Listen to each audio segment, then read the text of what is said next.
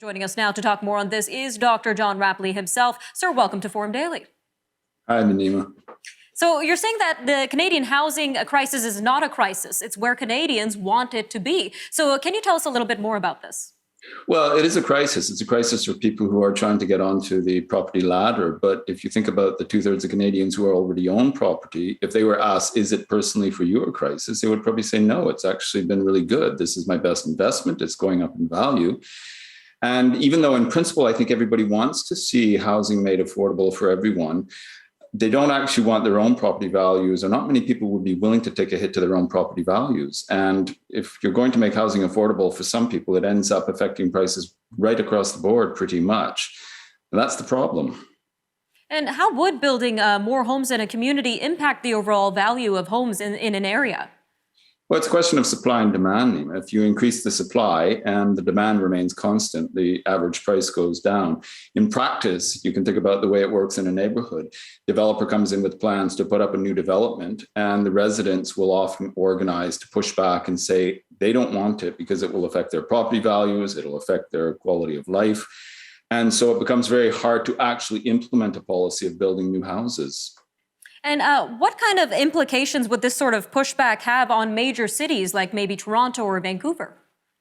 Well, in cities like Toronto and Vancouver, you would want to increase the density of housing. And the challenge there is that the neighborhoods that you'd want to move into closer to the center, that you'd want to build developments, are also those generally where the property values are the highest, and the residents who are already owners would probably be most resistant. So unless there was a general willingness on the part of homeowners, the 2/3 of Canadians who own their homes, to actually, as it were, participate in what would be effectively a form of wealth redistribution, I think it's going to be very difficult to bring about. It really should happen, but I think it's just we have to be realistic. The political calculus does make it a bit of a challenge.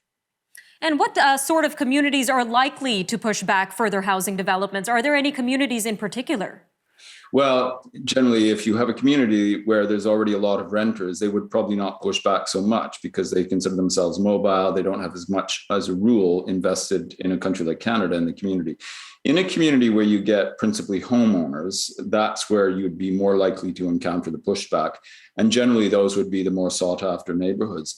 The result is that in Canada, what tends to happen is that new developments are often pushed further and further out of town into greenfields. But that, of course, contributes to another problem, which is urban sprawl, and also adds a lot of infrastructure costs over the long term. People have to commute to work. And of course, we're all supposed to be moving in the opposite direction of, in light of the climate change, that we really shouldn't be engaging in this kind of urban sprawl. So dense population is what is required. And considering that housing affordability is a top election topic, how would all of this impact the election as well? Well, it's hard to say. As I said, the rule of thumb you have in electoral democracies is that property owners are more likely to vote than renters. So it is a big issue for the share of the population that is least likely to be electorally mobilized. So that, again, is a challenge, is that the people most likely to turn out are the ones who want to, even if they want affordability to improve, they don't want their own investments to take a hit.